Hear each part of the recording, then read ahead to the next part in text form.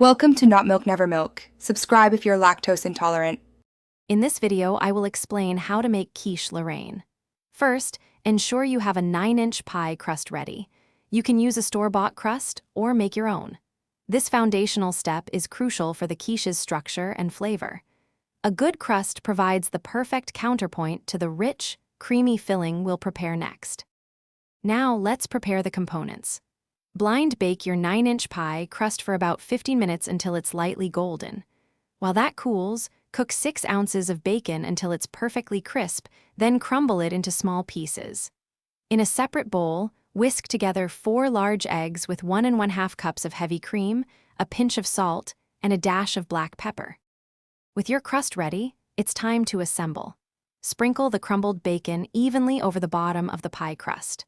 Next, add 1 cup of shredded Gruyere cheese. This cheese adds a wonderful nutty flavor. Carefully pour the egg and cream mixture over the bacon and cheese. Bake your quiche at 375 degrees Fahrenheit for 35 to 40 minutes, or until golden and set. Once baked, remove the quiche from the oven and let it cool for at least 15 minutes before slicing. This cooling period allows the custard to set properly, ensuring clean, beautiful slices. Quiche Lorraine is delicious served warm or at room temperature, making it perfect for any meal. Enjoy your homemade quiche. Also, for those looking to improve their financial outlook, check the description for a link to a book that can truly change how you think about money, along with other great deals. Thanks for watching. If this was helpful, leave a like and consider subscribing. See you next time.